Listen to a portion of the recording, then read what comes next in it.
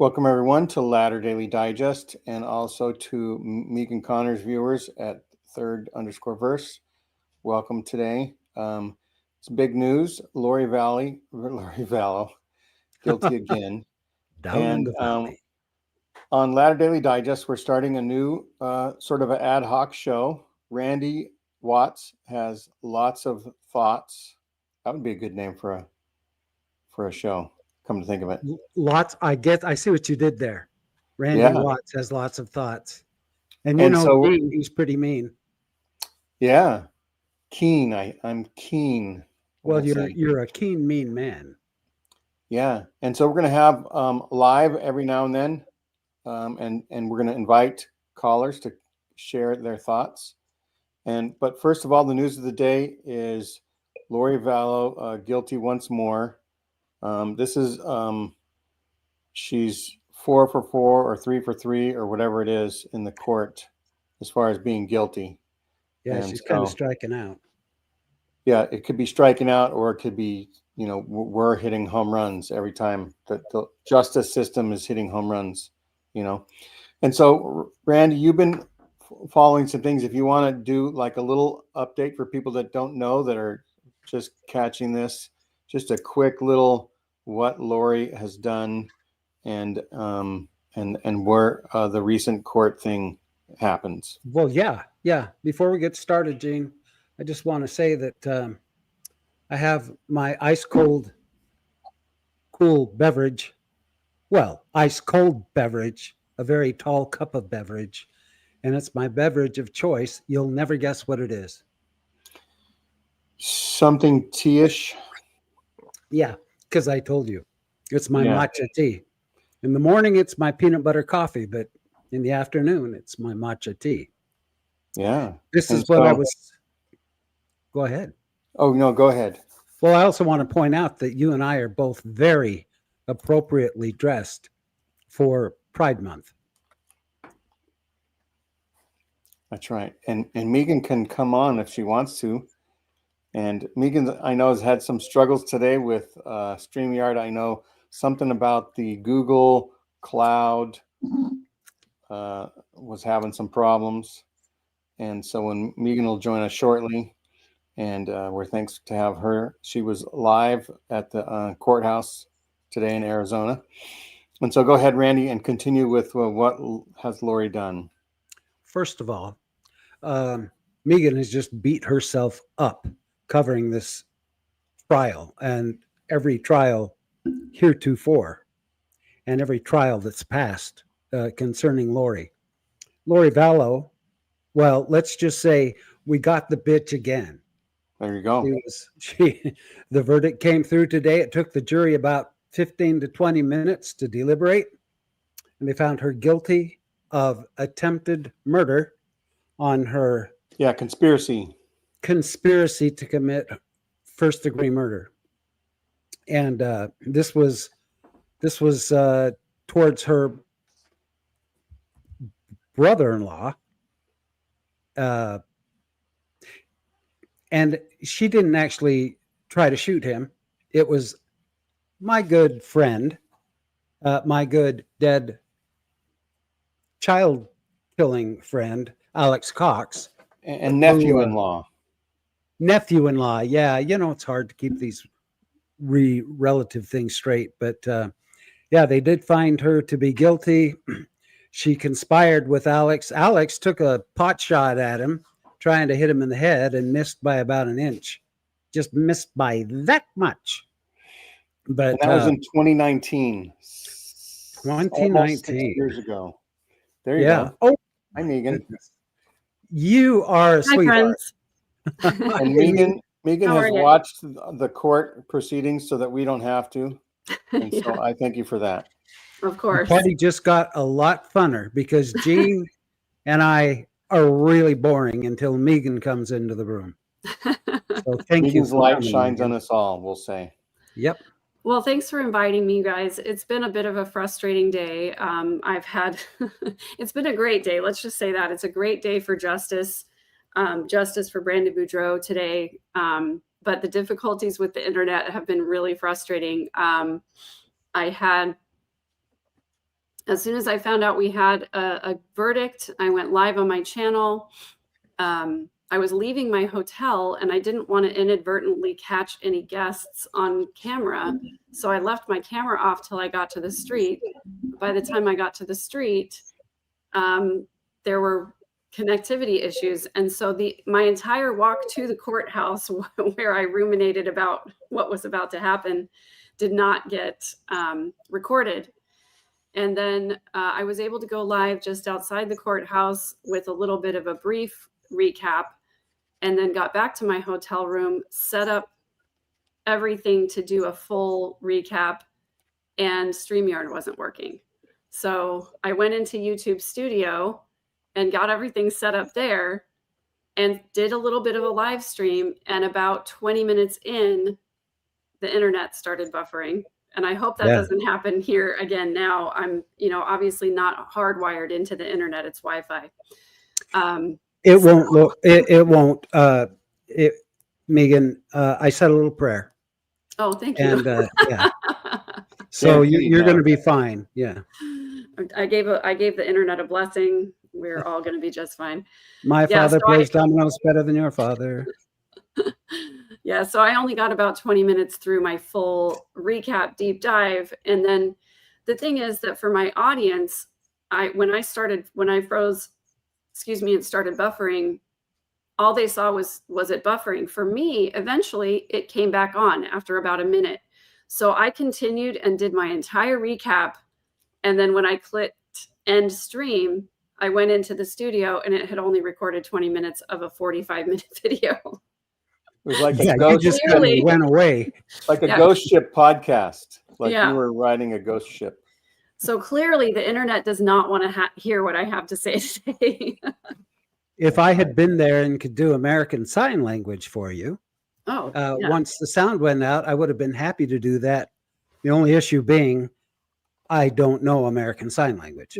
That's a problem. But had I been there and had I known it, I would have done it. Oh, man. Yeah. You must be completely exhausted. I had a good swim this morning. I had a good swim this morning, and that started off the day right. I think that's what did it. I slept well. I had a good swim, and I had a good morning. And I started a live to address the infamous Reddit emails. And I got about an hour into that when I found out that there was a verdict. So I dropped everything and ran to the courthouse. And it's been a little bit chaotic since then. But honestly, this was the first time throughout this process that I was not worried about what the verdict would be, because the jury went and deliberated for 15 minutes yesterday after court was concluded. They went home early. And then they came back this morning and deliberated for only about 30 minutes more. And that was it. Nice. Yeah. Maybe you felt my presence there, did you? Because yes, of course. Yeah, because I grew up. I mean, I lived on a farm right down the street from the courthouse, right on the corner of Warner and Lindsay. It used to be, big old nothing but acreage, but now it's all houses and it's gone, and it's kind of sad. But I was hoping that you'd feel my spirit there. Well, I did actually talk about you earlier today because when I was reading through those Reddit emails, one of the little points that got brought up by Adam, in the email between him and Summer, is that Alex quit his job a week before the shooting of Charles Vallow. And that was a big clue for Adam that he was not planning on anything else happening, that was part of the plot of the planning of that murder. How interesting is that? So he had this all planned out.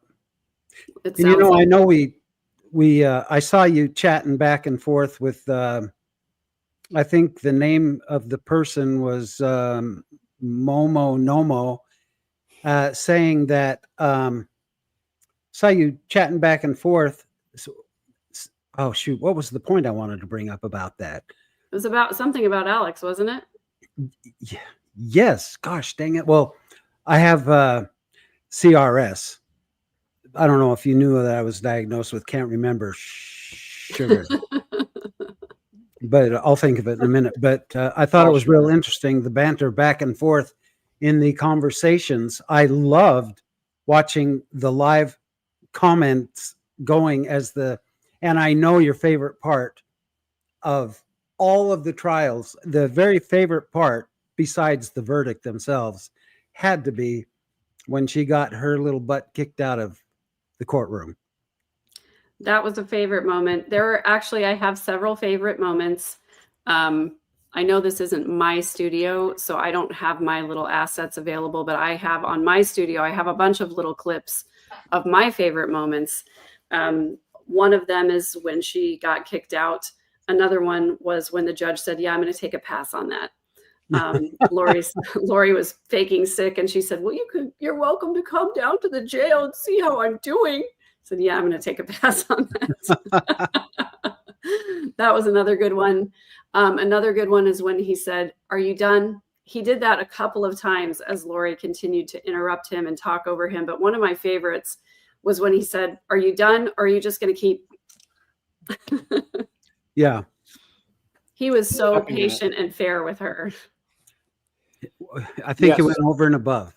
So one thing I noticed, and I don't know if you got that, but the prosecutor and the judge knew Lori. They could see right through. They knew everything about her.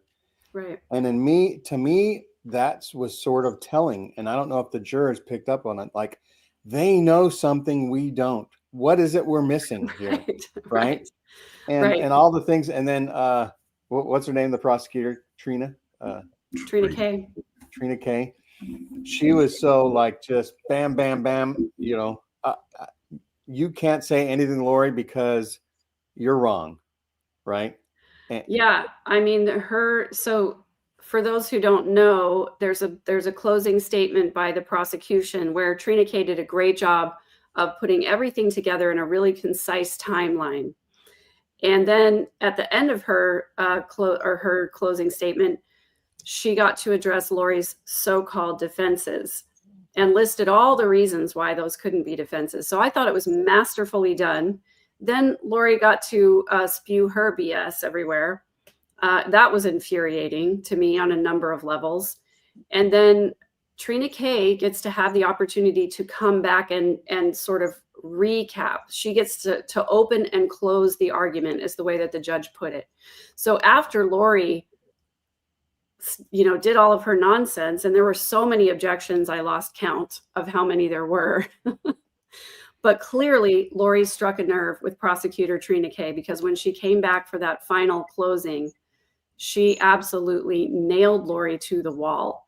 And she said, no matter how many people want to try to cry up here, no matter how many people want to try to claim what loving, wonderful people they are, the fact is there was a shooting. So we can all stop pretending that didn't happen. And, that his life was in danger.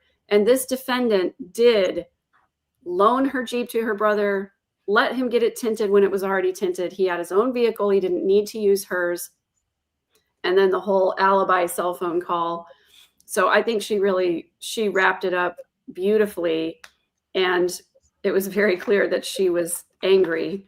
There was a moment when she flipped the page, and I literally heard it go. She was that mad. Yeah. I know that on this show, we're going to talk about some very serious things, but I also want to point out a few of the more lighthearted things. Two things that I admired most about Trina was her wit and her intelligence that shone through. And the second thing was the back of her hair was cut perfect. It was perfect. And then you have all these snakes coming out of Lori's head, What a juxtaposition. Right. And her suit, fit so perfect and everything. And then Lori's got this big old shock collar on. Yeah, Trina Kay was always impeccably dressed, and her hair is just gorgeous. It's just silky and smooth, and it shines just as beautifully in person as you would expect it to when you see it. when you see it on, on the live stream of the courtroom. But here's what I'll tell you impressed me the very most about Trina Kay. Actually, a couple of different things. From watching her interact with the victims, I can tell you that she is as compassionate as she is tough. You look at her and you think that she is probably, she is a bulldog. She is, all whatever metaphor you want to give to somebody who is tough and smart and tenacious. All of those things describe her very well. But during the Charles Vallow trial, she would come back into the family room every day after trial was finished and sort of get feedback from the victims. And, especially Kay at that time, and Jerry Vallow and Susan Vallow were there. And, she would give them a heads up about what witnesses were going to be coming up. She always made sure to let them know if there were going to be crime scene photos shown. She really takes good care of the victims. And today I saw that in spades when the judge asked about sentencing dates. And she told the judge, hold on a second. And then she went back and she conferred with Brandon and with Kay about those dates to see if those dates work for her. It wasn't just all about what's good for the court schedule and everything. She was very compassionate to include that. And also, I will tell you, yesterday after closing statements and the jury went out to deliberate, I happened to catch Trina before she left court. And I reminded her that I was there for the last trial because I'm Lori's cousin. I'm like, I'm sorry that I'm even here. But I said, I just wanted to thank you so much for your hard work and your tenacity. And I just told her, I was so grateful for everything that she and her staff have done to help justice come to pass. And I just said, it's a little weird being related to that side of the courtroom, and court people will know what that means. The defense is over there, the prosecution's over here. And when I first called the court to see if I was going to be able to get in to sit, to get a seat without having to stand in line, I originally called the court clerk, and they directed me to the defendant's office because technically I'm family of the defendant. And the defendant's office was like, yeah, we don't really make accommodations for defendant's family. You're like the opposing team bleachers, right? Got it. Yeah, exactly. So she said, you may want to contact the prosecutor's office and see. So I contacted the prosecutor's office. I didn't get a response, but then ultimately for Charles's trial, that was Kay was the main victim representative for that of the family. And she invited me to come sit with the family. So I was really grateful that she did that. For this trial, I did not want to take up space in the family room or anything like that, because this is Brandon's trial and he had a lot of people there supporting him all the time. So I didn't want to intrude on that family space. But I learned this from the last trial, that if I just stand by the door before they let the general public in, they let the interns and externs in first, and then they let in any family, and then they let in the media, and then the general public. So it was nice that I didn't have to worry about standing in line. But I completely forgot. Here's what I was going to say. Just that, they don't make accommodations for the defendant's family. But Trina Kay said what has impressed her the most about this trial and this process is that these family members, these two families, still have people that can love each other through this. And I think she was talking about Rex and his daughters, and Colby, especially Colby, because he's very close with Brandon, and Kay being so loving towards everybody. And I think that's impressed everyone to be able to witness that, just these horrible events and evil tragedies, but there are still family members on both sides who can love each other despite the things that their family members have done. Yeah, I don't think this is a bipartisan type thing as far as family versus family. It's more benevolence versus evil. No matter what side of the family they were on, they recognized, just like you recognized, how evil the things that came down were. And I think that provided some harmonious relationships throughout the courtroom. I think you could feel that. Yeah. I I also think that if you took out, you went through all the trials and took out all of Lori's questions, not only would it have gone quicker, but you would have still learned just as much, because her questions were absolutely ludicrously ridiculous. Yeah. Randy, isn't it true you can put bananas on a peanut butter sandwich? That's like the level of her questions. Right. It's like that really pertains. Or she would just repeat the questions that Trina asked. Yeah, just reconfirming all the details. So Jean, you run a podcast, correct? Correct. And that podcast is currently streaming, correct? I hope so. That's what it And seems like. you have people commenting on your podcast, is that correct? I do. And you've previously said that you support creators, is that correct? I have said so. Also, you wear glasses, is that correct? I testified to that fact earlier. I mean, yeah, it's so inane questions, first of all, just reconfirming details, but also I think there were two other motives to Lori's line of questioning. I don't think she cared about facts or evidence at all. Obviously, she ignored most of the facts and evidence. But I really think that she was building a mental list of all the people that she wants to deem dark. Any of the investigators, evidence collectors, law enforcement, all of that. And then she also really, really wanted to know what other people were saying about her. And I think the reason for that goes back to the other reason, to try and, assemble this mental list of all the people who have wronged her, so that she can sit in her jail cell with her sock puppets and talk about them. I think that's 100% right.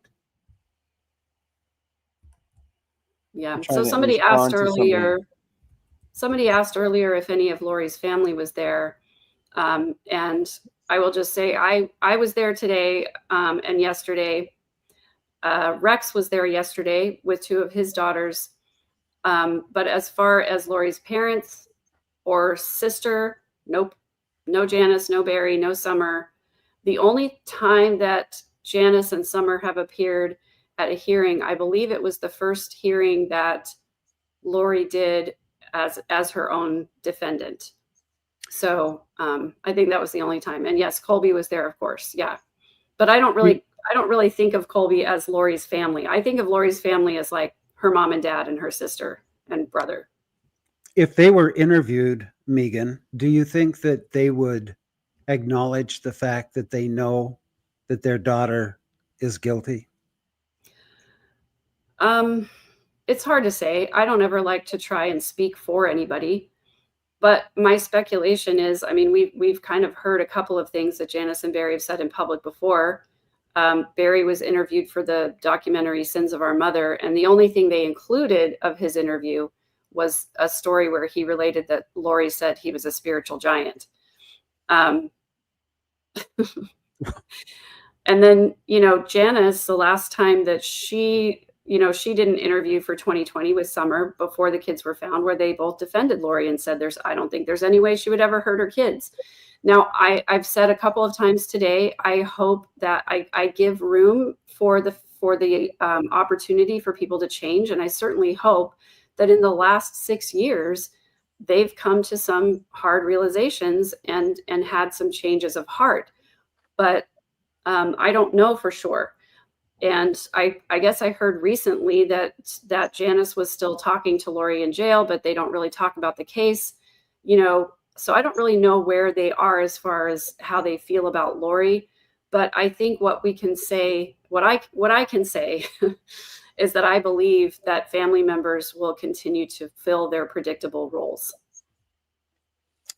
Yeah, I tried to catch every bit of the trial that I could, but is it Melani Gibbs? Did she ever get on the stand? No, Melani Gibb did not testify. Lori had Melani Gibb and Zulema Pastenis on her witness list, but she failed to provide any sort of confirmation of what they could materially add to her defense. And so they were never called as witnesses. Now, I wish Lori would have asked me. I could have given her 100 reasons why those two people could have contributed information to the case. Now, maybe not in Lori's favor, but they did have relevant information to provide, and that's the standard. If they have relevant information, and then they have to be interviewed by the state before they can testify. But Lori just, couldn't really bring herself. Like, she was more concerned with writing recusal motions than she was with calling actual witnesses. And I say it's Melani Gibb. I say Gibbs because I think of Alex's dad being Barry, Mm-hmm. and we all know the Bee Gees. So I think Barry Gibbs. And so I always think in my brain, this is how my brain works, Melani Gibbs as part of the Bee Gees, but she's not, I found out. Definitely not. And also, it kind of makes me angry thinking about all of those who, I'll call them co-conspirators, allegedly. But if they wanted to say everything that they knew, we would know exactly what happened to the kids, and we would know all of the people who were involved. But Melani Gibb, particularly, because she was in the townhome the night that JJ was killed, I believe, she has a lot of information that she's not saying. And I think part of it is to protect herself, and the other part is to protect the church. And there were text messages revealed between Melani Gibb and prosecutor Rob Wood that state exactly just that she wanted to protect the reputation of the church. So I guess to her, that's more important than, the victims' families getting the truth and the answers that they need. Also, I think Zulema knows way more than she is saying about Alex's death in particular, but also about the children's deaths and the timelines. And then the big feature in this trial was Melanie Boudreau Pulowski, the former wife of Brandon Boudreau, Lori's niece. It was made very clear by the prosecutor that Melanie is the subject of an ongoing open investigation. And during Trina Kay's final closing statement, she said she was very emphatic about saying that there are multiple investigations involving this defendant. And that's as close as they got to mentioning her other convictions. Well, I think that it's special throughout all of this that Lori continued to attend the temple. I just think that's rich.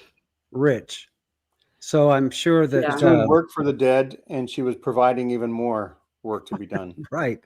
She would submit the names of those that she killed, and it's all done right there. It blows me away. I think it was Lauren Mathias of Hidden True Crime who pointed out that Chad and Lori visited the temple together on the day or the evening before each one of these killings or attempted killings. Also, we learned in this case that Alex loved to frequent the parking lots of temples and church houses to use the free Wi-Fi. That's right. Say that password again. It's Pioneer 47 ! With a capital P for Pioneer. And capital P for what you could watch.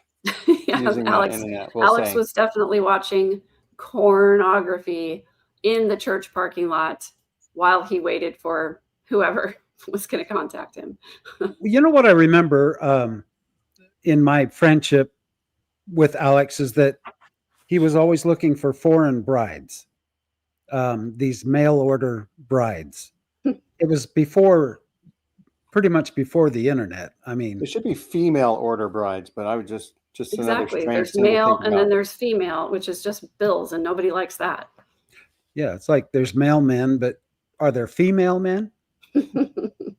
Yes, they're the ones that deliver the bills. I already said.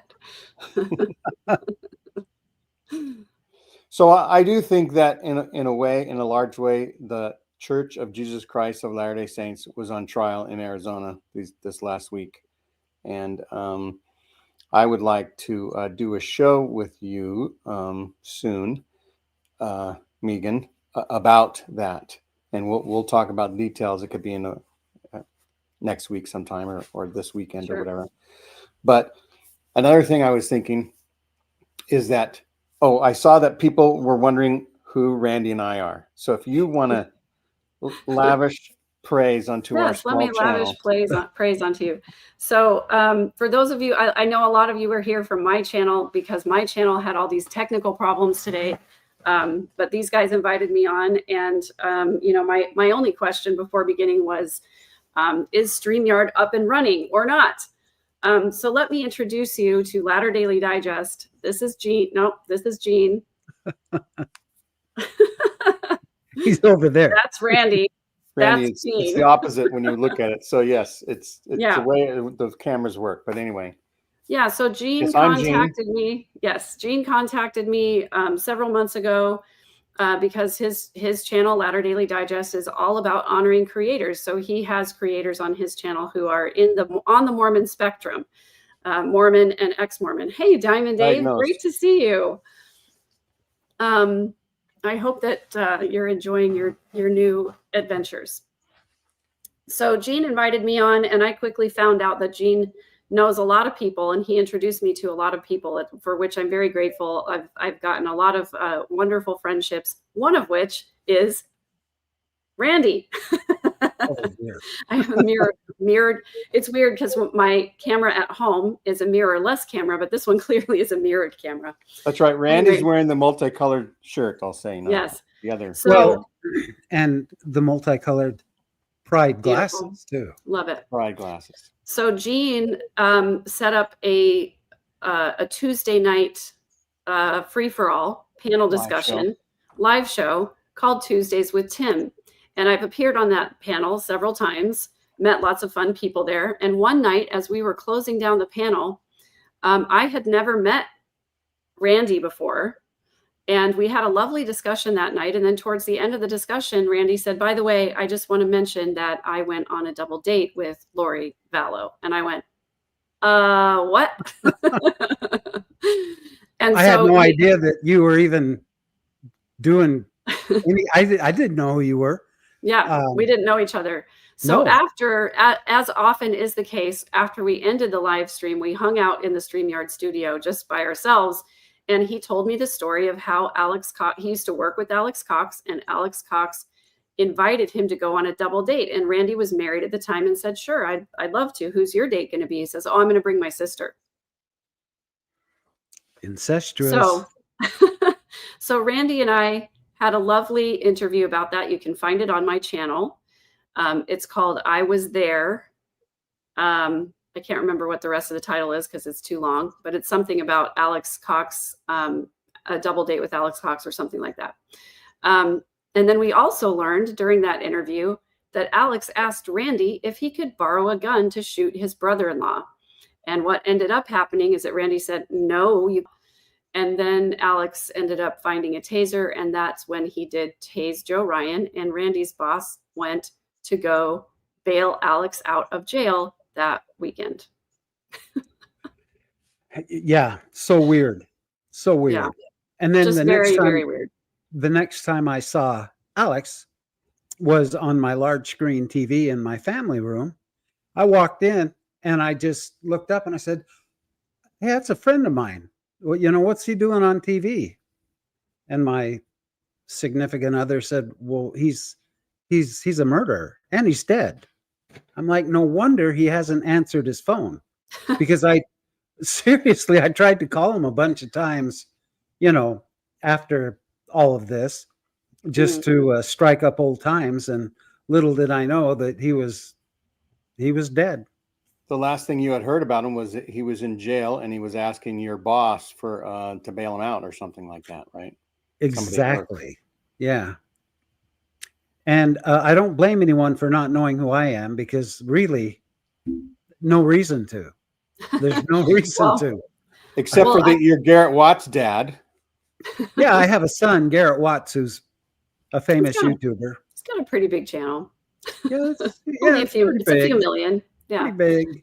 So Randy has been on my channel several times. We've had several, I've done several videos with Randy. Randy and I have become good friends. He even just recently shared with me his delicious peanut butter coffee recipe. So you can just all be jealous about that.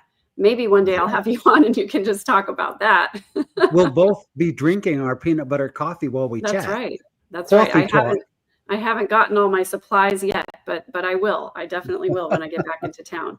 So Randy and Jean are great guys. I absolutely love these two, and they've introduced me to lots of other fun people. And just that's one of the things I love about this whole ridiculous, dumb, stupid situation is that I've met so many beautiful people and formed so many friendships and relationships as a result of it with the people surrounding this case who are in much healthier spaces than my own cousin.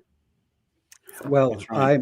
I'm grateful to both of you because Jean is the one that that was the first podcast I'd ever been on. I mean, I'd been on like radio programs quite a bit, but as far as podcasts, that was it. Jean, I don't know. I guess he was desperate for guests and asked me one week if I'd come on the show. And I'm so thankful to have met. Well, that's the book that I wrote after losing my wife to cancer. And I owe so much to people like Jean and Megan, who this is my new community since I left the Church of Jesus Christ of Latter-day Saints, i.e., the Mormons. I have found a new community to belong to that's so much warmer and so much more loving. And, I've never felt such an acceptance in a community as I have with you guys and so many people that I've now had the opportunity to meet. Because we can look past your sins of drinking peanut butter coffee. That's right. We love you anyway. They accept me for who I am and what I do. And I want you to know that I've told Jean this, but I'm drinking a lovely big cup, my same cup that I drink my coffee out of, a lovely beverage. It's matcha tea latte, sugar-free. Thank you. I'm drinking this lovely infused water at my hotel. They have a little pitcher of water that is infused with watermelon and blackberry. So every day when I come in off of the 110-degree Phoenix streets, I grab myself a cup of water. And it's infused. Lovely. It's infused, Megan, because the water in Arizona is so crappy. Oh, is that why? It's got, I describe Arizona water to people and I tell them it's like, it's so bad that if you make ice cubes with it and then put the ice cubes on the counter, they're white and they don't melt. They just get soft and mushy. That's how horrible the minerals are in the Arizona water. I live in Spokane, Washington now, and coming right out of the faucet, you can drink that water and it's delicious. I took my fiance Amanda to Arizona a couple of summers ago. And, we know how hot it is there this time of year.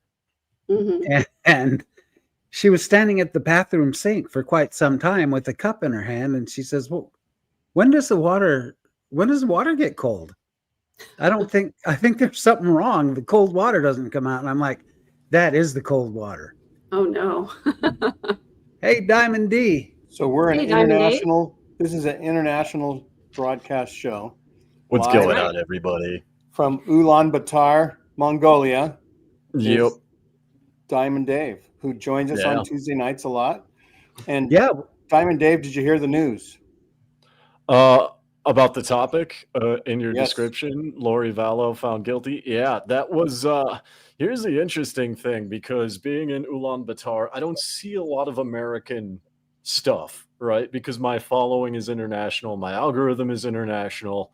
But the one thing in America that blew up my fucking feed was Lori Vallow was found guilty. No way. And wow. Yeah. So that was kind of interesting. And I mean, I followed things a little bit, not really, because it was like the amount of evidence, overwhelming,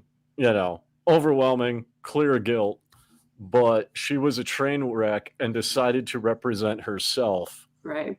And that's why I'm like, okay, it's done. It's dusted. There's no way she can clear her name, especially on her own, So I just kind of like, okay, cool. You know, it is what it is. But yeah, it's yeah, it made its way out here too, apparently, at least on my Facebook feed. So Yeah, it was interesting. I think Lori, she was obsessed with her speedy trial rights. She made it very clear that she doesn't like being here in Arizona. It's much more cushy in prison in Idaho than it is in jail in Arizona. There's a big distinction between those two things.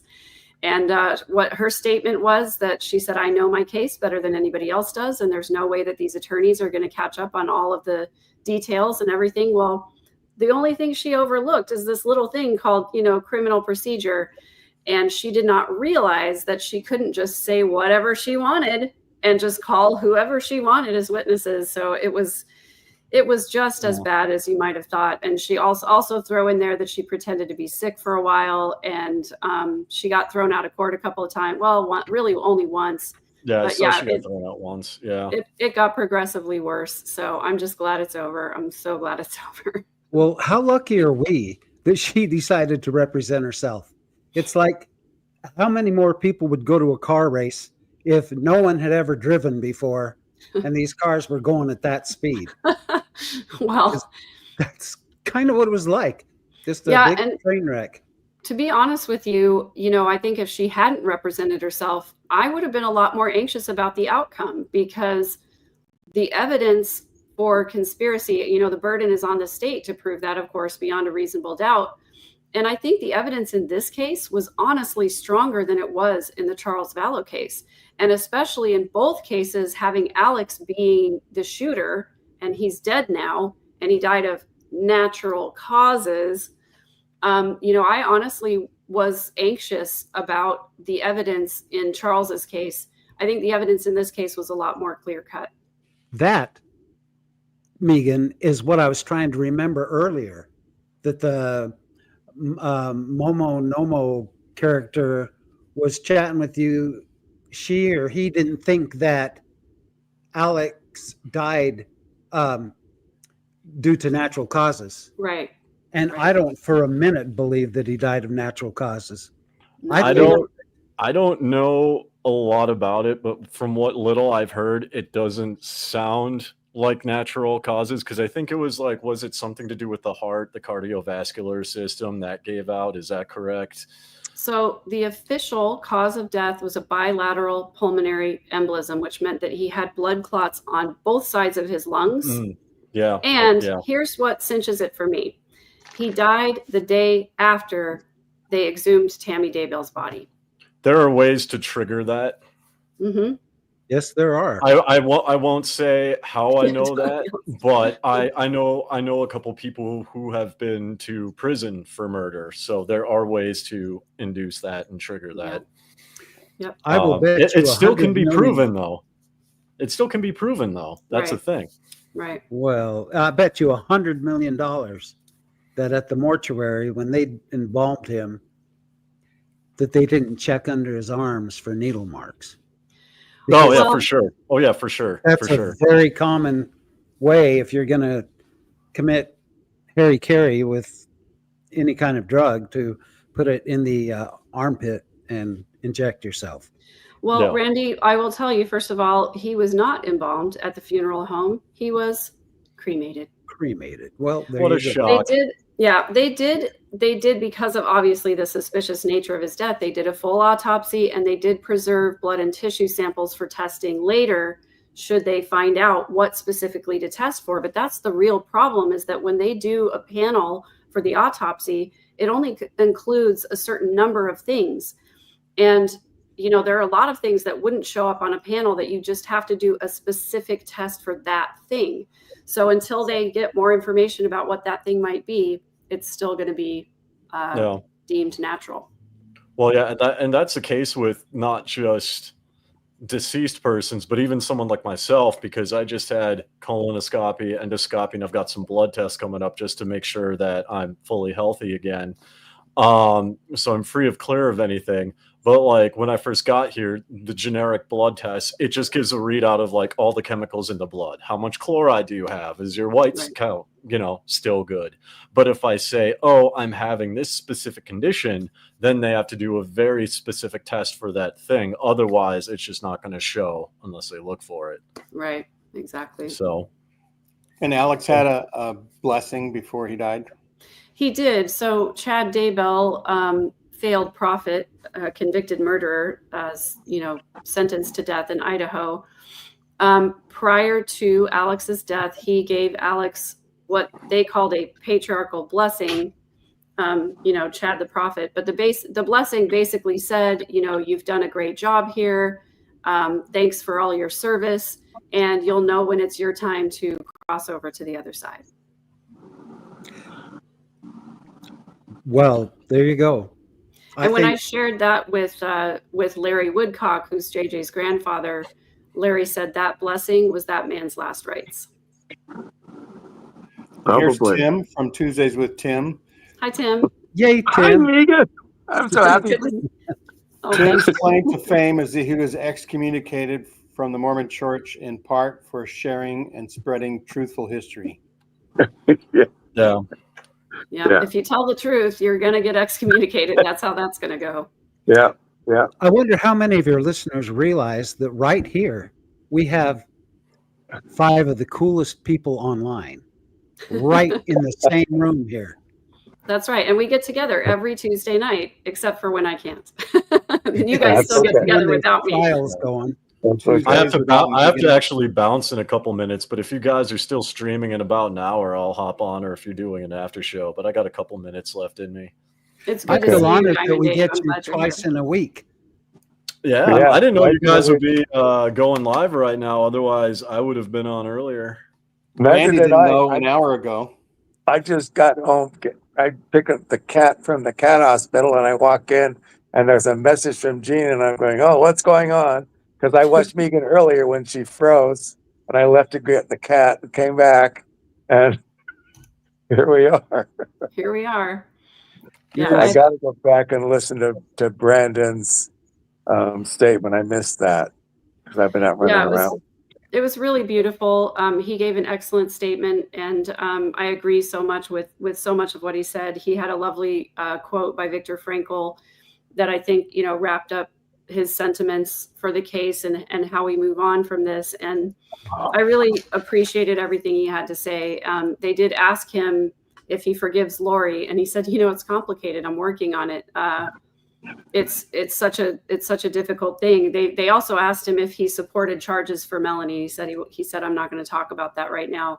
My comment about that last night was, Melani participating in this plot at whatever level she participated, which there's a lot of evidence she participated quite a lot. That is probably the worst kind of betrayal that I can think of. And betrayal trauma is a real thing. Having somebody that you love, and he was married to her for over 10 years. They had 4 children together. And to have her then believe the lies that Lori told her over the character of the man she'd been married to, I can't think of a worse betrayal than that, culminating in an attempt on his life. It was just unconscionable. Yeah.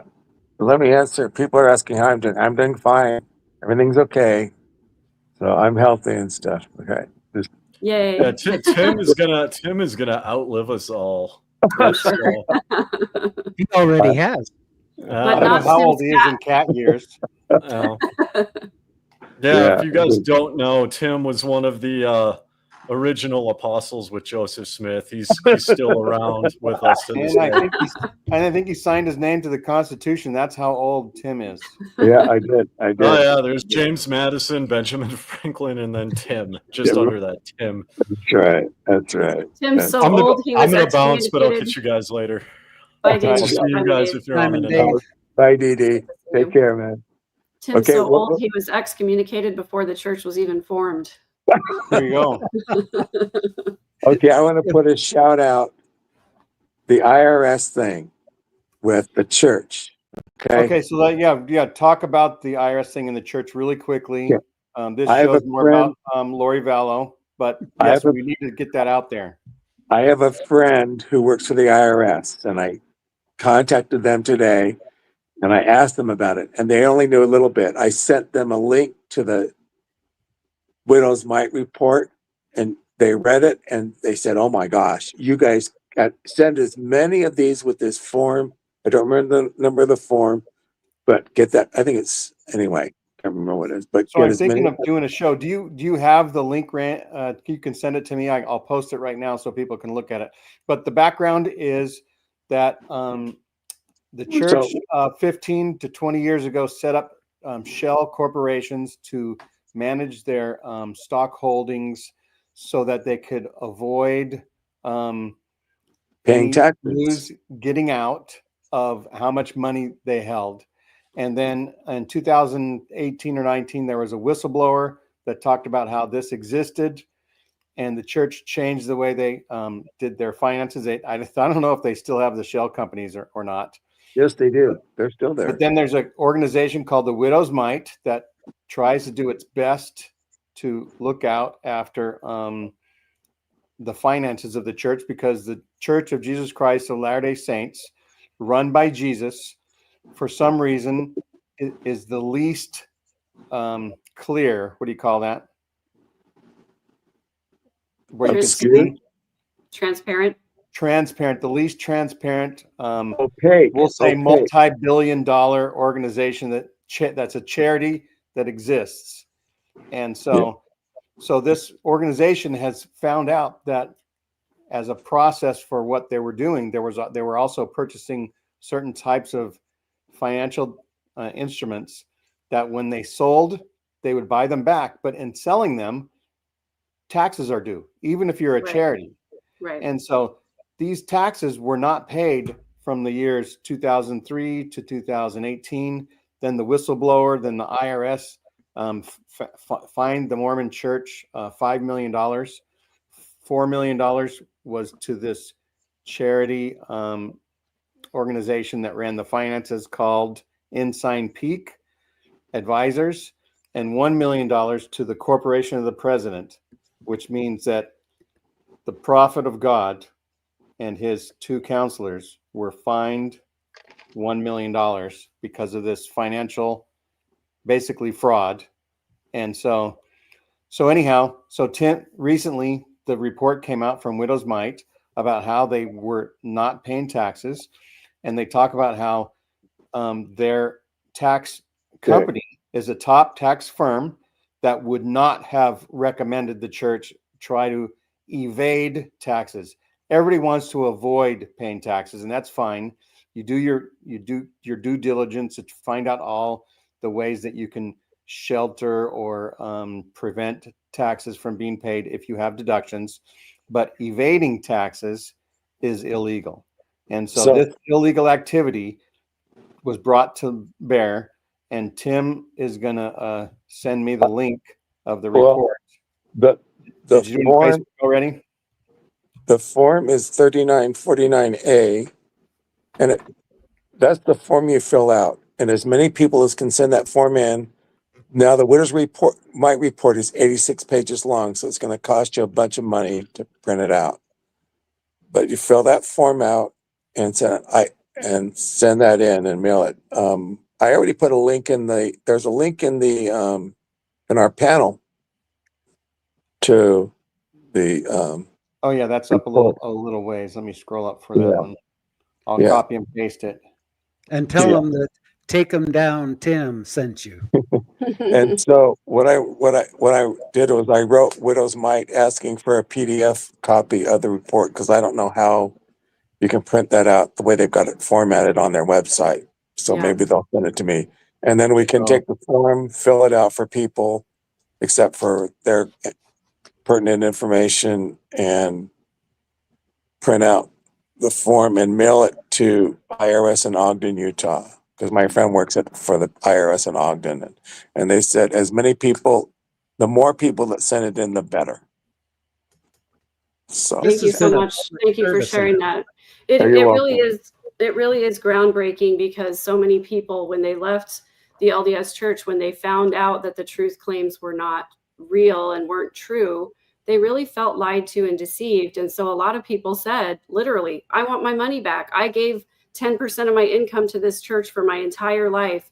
And it really is, it feels like being defrauded when you thought you were supporting an organization that was really good, and it turns out that it's not. I did want to address that comment that was up earlier. The person who was talking about Melani being prosecuted, and I can't find it now. I think Yeah. I might have How is started that Melanie one. but I'm not related sure. to this? So Melani is Brandon's former wife. Okay. And she's Lori Vallow's niece. And according to the trial testimony, according to Trina Kay's statements, and according to the evidence that we saw, Melanie was materially involved enough that there is an open investigation into her actions regarding this very crime, the shooting, the attempted murder of Brandon Boudreau. And they asked him at the press conference if he supported pressing charges against his former wife, Melani. And he said he wasn't going to talk about that today. I think the commenter said something to the effect of, you know, I don't know if that'd be better good for the kids. I don't think I'd support it if that was my former wife. And all I'm going to say is that I believe in compassion, but I also believe in holding people accountable. And if they've participated in a conspiracy to have someone killed, they need to be held accountable. And yes, that's awful for their children. However, would you rather have your children be safe with a parent that loves them? Or would you rather have one parent that loves them and the other parent that loves them, but also try to murder the other parent? Exactly. In my mind, it is so much better to have all of the truth out there and to have people held accountable than to say, you know what, she's my kid's mother. I don't really want her to go to jail. Well, no, of course you don't want her to go to jail, but if she's done something illegal, she needs to. And also, I'm not trying to speak for Brandon because it's not up to Brandon. It's up to the prosecutor whether they're going to bring charges. So I don't know how he feels about that. I'm sure he has mixed feelings about it, but Trina Kay it's up to Trina Kay if she's going to press charges against Melani or not. You know what I loved was when Lori was cross-examining Brandon and kept trying to prove how sweet and loving of a relationship they had. And Brandon wasn't buying that. He was like, no, I don't remember that. No, I don't remember you supporting me all the time. Right. And I thought Brandon did a masterful job of handling Lori. And I really loved what he said. You know, Lori tried to say, and I loved Melani, correct? And Brandon said, you know, I don't know if I can say that you love her. I can't say how you feel about somebody. And then Lori tried to bring in, you know, she demonstrated by her actions that she loved Melani. And not only did that get objected to, but Brandon basically said, no, I can't say that for sure. So he did a really great job. You know what I'm excited for is my matcha latte is one thing. What I'm excited for is the merch that you've talked about maybe coming out. Yeah. Because I would love to have a shirt that said, "Are you done yet? Show. Are you done yet?" I love it. Yeah, there's so many good, you know, we got the bitch. That'd make a great hat or shirt. Yeah. Yes, you're right. It would. Well, so far, the mock-ups that I have there is a mug that says, "Are you done yet?" There's a t-shirt for my revolutionaries that just says revolutionary and my little logo on there. And then there's a t-shirt that says nonchalant in cursive, but the non is crossed out. So whatever Lori is, we are the opposite of that. And then I'm having them make one up that says, yeah, I'm going to take a pass on that. That's awesome. So Megan, can you put your Venmo in the chat? And I just want to do something. Someone asking for it.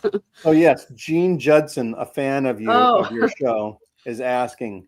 And what Jean's gonna do is Jean is going to double everybody's contribution for you to Venmo, up to I'm going to say $200. So Oh, we that's want to really pay kind of you, Gene.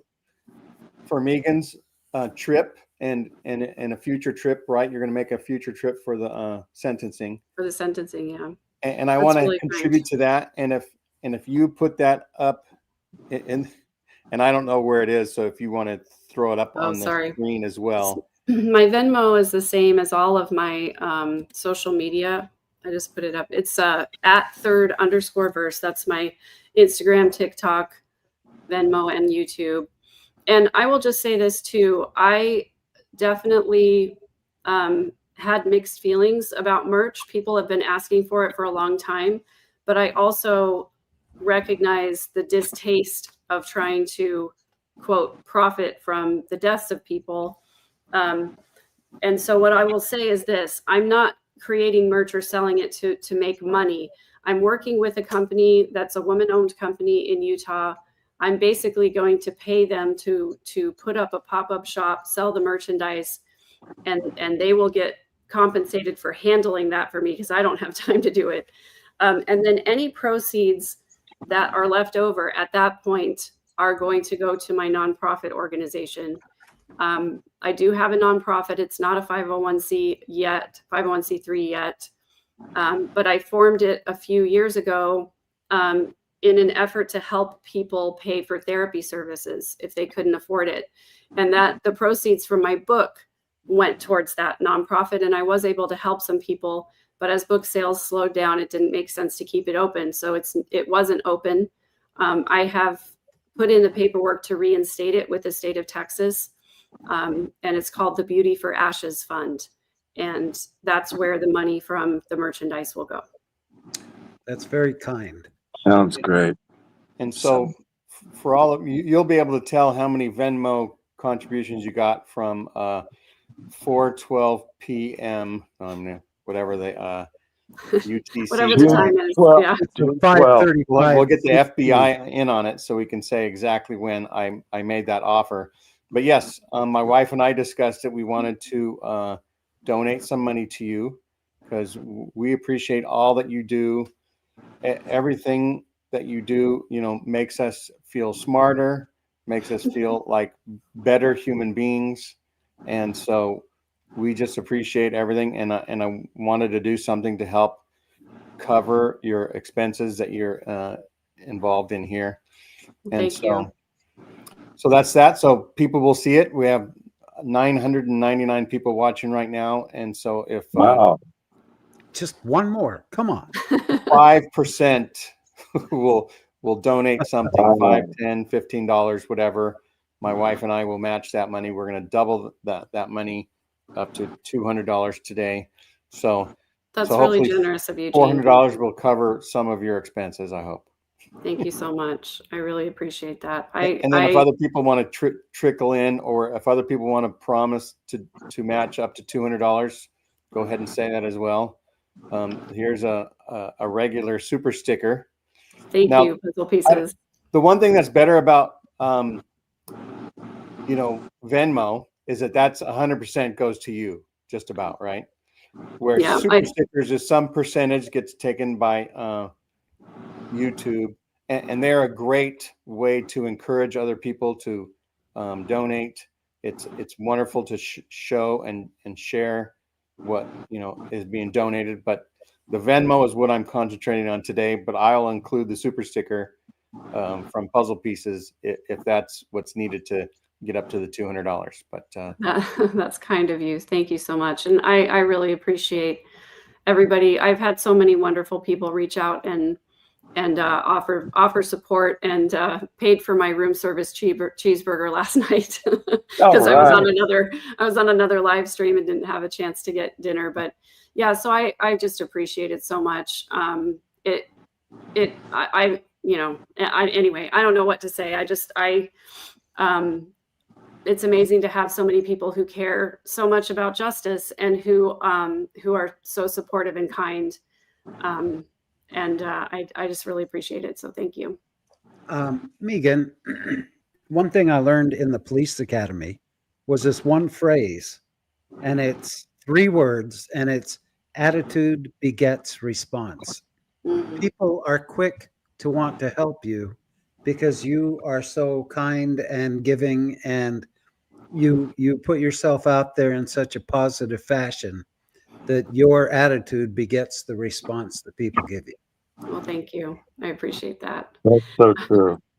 I shared with my channel yesterday that I got a comment, and I try to read all the comments. I'm getting slower and slower at it as I get more, but I try to read all of them. I got one the other day that said, "I am leaving your channel and I'm never coming back because you spend way too much time saying thank you and you're so wonderful." Oh my gosh. I was like, What? guilty as charged. Sorry. So sorry. How dare you? Takes all kinds of nerve. How can you be so nice? Right. Anyway, I just, it just goes to show you're going to get haters no matter what you do. But I always tell my haters, thank you so much for commenting. It helps boost the engagement. That's right.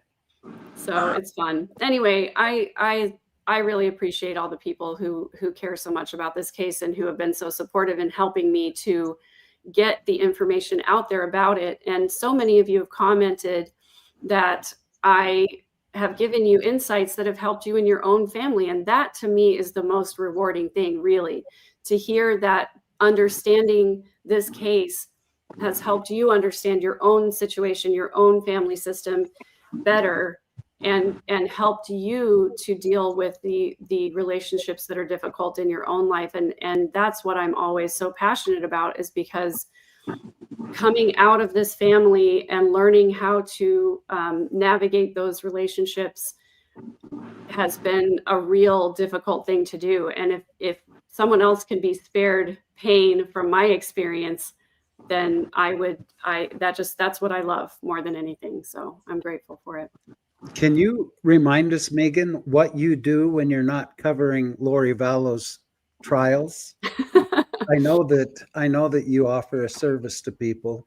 Yeah, I love this, Emily Flotilla. We're all just walking each other home. I love that. It makes me cry every time I read it. Yeah. So my podcast, The Midlife Revolution, is all about making small changes that improve the quality of your life. And I do one-on-one coaching. I also have an e-course that's over 14 hours of material of teaching people how to identify and defend against manipulation and control. And that's what I'm most passionate about, honestly, is I love meeting people and hearing their stories and hearing how maybe my experience or my resources can help improve other people's lives. So that's what I do when I'm not talking about Lori or other true crime cases. And I shared this on my channel. I've decided that it's going to be True Crime Tuesday for me. Every Tuesday morning, I'm going to do a live stream about whatever cases I feel passionate about covering. And I've already got several on my list, more than I can cover. So I'm going to be in this space, in this genre, at the intersection of narcissism and true crime and high demand religion. That's where I think I feel that I fit the best. Do you think that Jodi Arias is in line for anything that you might be covering? If I remember correctly, I think Jodi Arias is kind of just where she is. I don't think she's got an appeal or parole or any of that kind of stuff coming up. But she's someone who was a convert to the church. She joined because her boyfriend was a member, and then she ended up killing him, if I remember that correctly. And she actually, I don't know a lot about that case, but I think she actually is in prison here in Arizona. Is she not? I don't know. And you have an interview with Randy coming up? I do. I have an interview with Randy about grief that is, it has not been edited yet because I've been consumed with the trial, but it'll be coming out, I think, next week as well. And then the interviews that I'm going to be doing an interview with Toss, the juror who was on Charles Vallow's case, who's given several interviews. I met her yesterday. She was there for this whole trial, and I'm excited to talk to her. I'm also going to have Joe Schmo on again, who I collaborate with frequently. We're going to talk about the case Tom Evans whenever he gets back into cell phone reception range. We're going to have a conversation. He was a juror on Lori's original first trial. So I'm going to continue talking, as well as probably a collab with some of my other fellow creators. So I'm going to continue talking a little bit about this case as it wraps up, because I know a lot of people will need to decompress. And that's one of the things I said earlier on my channel today, is that especially the people who've been following this case for a really long time, having this closure feels wonderful, but there's also going to be an empty space tomorrow when you go to look for content and there's nothing about Lori Vallow Daybell, because that's just the way our brains work. And so just take care of yourselves, as there is sort of that letdown after a big event like this. We've all been invested in it for such a long time. And then, you know, to have there be that empty space, it feels pretty weird. You put a lot of emotion into it, and now you got to decompress. And Right. And it's, you know, my feelings about Lori have evolved and changed over the course of this case. And I kind of referred to her earlier as an entity. I don't really think of her as a person anymore, because I don't think there's any person left in her. But there is that feeling of grief. You know, some of my other cousins, Rex's daughters, said that, you know, attending trial was like attending a funeral for somebody, because you're grieving the person that you knew at one point, or who you thought you knew. And you have to now live with this new reality. Colby said, you know, there's a difference between grieving someone who's died and grieving someone who's still walking around.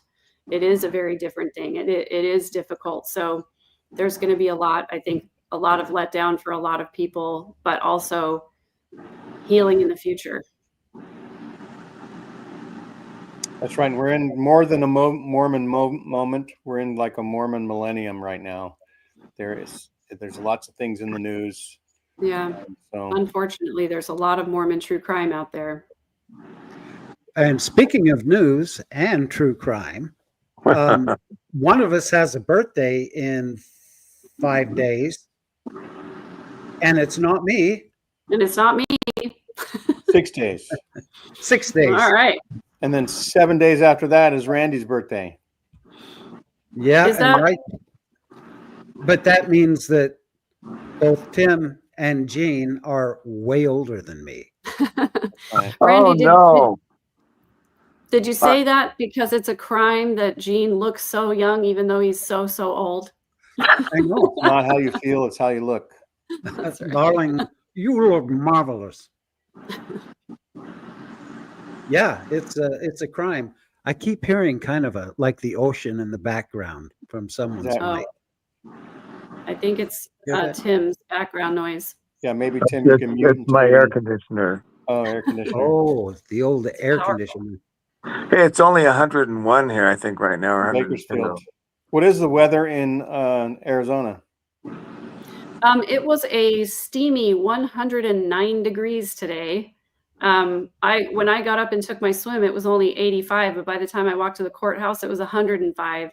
And man, if standing out there during the press stuff and doing my live out there, I got cooked. So It's hotter than the hinges on the gates of hell. that's right. Hotter than Satan's toe jam. Hotter than a pistol after a feud. I love all these euphemisms. Oh, it's 92 now. Sorry. Okay. Oh, is that Well, that's all? what it says, but it feels Put your like sweater on now compared to Arizona. Yeah. So this is not my channel. This is Jean's channel, but I want to say thank you to inviting me to your channel to talk today. I really appreciate it. I know that you had some snafus today, and I looked and I tried to get on to try to do some things, and it was spinning and spinning and spinning, and I cut and pasted something from StreamYard. I have to show it to you someday. Okay.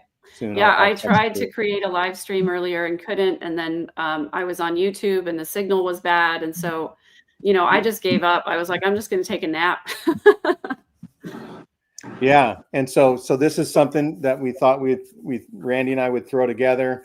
It's we're going to start a new sort of ad hoc kind of show. Randy, as you know, thinks a lot, and he has a lot to say, but he needs a little prodding sometimes, and I need way more. So I'm going to prod Randy to say something on a show, and it's going to could be a news of the day. It could be something about his new book that's coming out. It could be that he saw a ghost last night. You never know what Randy's going to say. Yeah, you've always got to prod me to get me to talk, right? He might say that last night he was invited to another double date from Alex. But you just never know. So I thought we'd kick it off, and we're going to try to get people to join and get people either we'll do a call-in show, because some people don't like to go put their face on camera and contribute that way. But if we do a call-in show, we can have them talk, and Randy can help engage the audience in all the stuff that's floating through Randy's mind. So there's just myriad. Thanks, Megan. That's going to be here on Ladder Daily Digest, right? On Ladder Daily Digest. Okay. Yeah. Absolutely. Awesome. Sounds great. Well, thanks again so much for inviting me. Thanks to all of my beautiful humans for being here. And it's good to see you guys. And I know that we'll be in touch again really soon. And I'm going to go live a little later this evening to do a recap. Like maybe in an hour and a half? Yeah, probably an hour or so. Just hopefully the internet will be better and I'll be able to get through the whole recap this time. Oh yeah. Well, first of all, we got a breaking news right now. Somebody wants to know, and Megan was there. Did I miss Lori Daybell getting saved by Jesus? Guys, I hate to disappoint you and burst your bubble, but Jesus did not show up in the courtroom today to exonerate Lori and Chad. There were no angels or translated beings on the jury panel as far as I could see. I mean, there were lots of beautiful people, but I didn't see any angels or translated beings. So unfortunately, I think this verdict is going to stick, and Lori and Chad so far have not been exonerated. I wonder if it's just a guy named Jesus that she was talking to in Arizona. Did you know that Alex made the window same tint guy, joke? maybe? So what about Alex? Alex made the same joke, and I'm going to give a preface to this to say it's extremely racist and horrible. But one of the stand-up shows that Alex that got recorded and is still floating around out there, Alex talks about tasing his brother-in-law Joe Ryan. And he said, that Alex believed he was a pedophile. So I didn't have any problem with it. And then after that, he says, it's okay, though, because I met Jesus in jail. He said, I found Jesus in jail. He said, I found Jesus, and I found Jose, and I found, I don't know. He said some other Hispanic names, and it was just gross. Anyway. That Alex is always stealing my material. Did you know that I'm the one responsible for getting him to start impersonating Christopher Walken? Yes, you told me that story. I'm like, I've got to have more cowbell, and I kept telling him, you've got to start impersonating Chris Walken. And he did. Man. I'll be darned. Gross. Well, I did a little impersonation of Lori on my channel the other night at the beginning of my live. I put my hair up in that fountain top suit ponytail, and it was pretty ugly. So, well, you'd really have to ugly up to look like her. How much hair product does she use to keep her hair like that? Well, she doesn't have any in jail, but she's obviously found something, because I tell you, when I saw her in person in the courtroom, she's got these highlights right here around her face that are just weird looking, very, very, very orangey blonde. It's the Medusa look. Yeah, she nailed that. She nailed it. But when she was young and attractive, she looked a lot like you, Megan. Yeah, and her hair. Yeah, and actually, my partner Samuel said the same thing. He has not watched any of this stuff. He thinks it's all evil and wants to stay as far away from it as possible. But he helped me out with my live stream yesterday, and he said he watched a little bit of her so-called lawyering, and he said it was freaky. I had to look away, because he said, now let me be very careful about what I say here. He said, I'm not saying that you look like Lori. He said, she looks like a melted candle, but you But he said what it was is that we have a similar bone structure in our face. There's just something similar about the shape. The nose, I think, is very similar to hers as well. So when we were younger, we did look a lot alike. And I think I related this at one point, that when I visited her, she wanted me to dress like her, do my hair like her, do my makeup like her. And my mom's comment was, "You came home looking like a whore." Well, speaking of that, have you noticed high quality when she- whore or a $2 Hooker. when she Not an would make a escort. comment in the trial, she always sounded like a sex worker. Thank you. I have no more questions. Thank you, Your Honor. No Is more that questions. correct? Is We that ca- we- correct? We called it her Mr. President voice. Yeah, I like like the that comment. Or telephone. Medusa, giving Medusa a bad name. That's right. Now, did you go here and there? Wait, was it blue or red? Oh, did you? How many comment. times? Was it 10 times, 11 times, 12, 13, 14, 15, 16, 17, 18, 19, 20 times? How many times? What about my green enchilada chili green chicken? I don't remember my green chili chicken enchiladas that I made every time we had a family gathering for 10 years. I think By that the way, qualifies you for the celestial kingdom if you do that a lot. Rex's daughters who were at the trial that day when she made that comment, who have been around the family in Arizona, said that that wasn't a thing. She didn't make those. What? What? Yeah. Totally fabricated on her part. What a surprise. But, you know, I did share the recipe that I had in my mom's Relief Society cookbook. So if that's what she was talking about, they were gross. So aside from being a murderous maniac, she was a fibber. Go figure. No, not She Lori. might have even drank coffee on the side. No. No, she went to the Not devil. the devil. Gene. She couldn't get a recommend if she was drinking coffee. Well, Come on. you can lie. Well, Yeah, you know, well- that's why she and Chad had to be sealed in the temple, is because, you know, they weren't about to commit adultery. That would just be wrong. That's Well, I right. don't Wouldn't that be remember good them if asking. they in did the a bishop Saturday Night Live interview. skit. They Go never ahead. asked me if I killed my family. That was Mhm. never a question in the temple recommend interview. So Right. They might have That's to put that question in. I know, right? Especially with some of the other criminal examples that are out there. Or have you read Visions of Glory? Right. Yeah. Right? Or have you attended what is it? What's the organization called?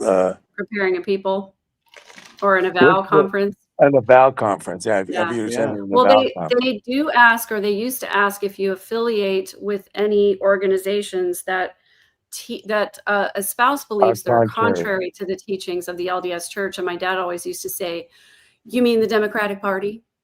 Yeah.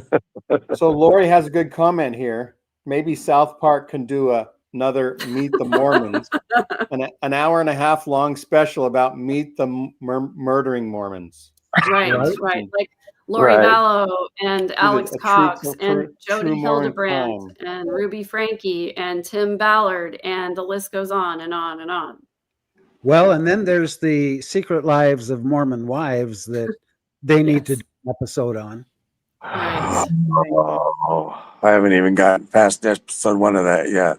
I don't know if I Right. can stand it anymore. You know, I've actually got 2 episodes that I recorded a long time ago that I haven't even edited because I can't stand it. So that's been hard. So anyway, I'm going to go for real.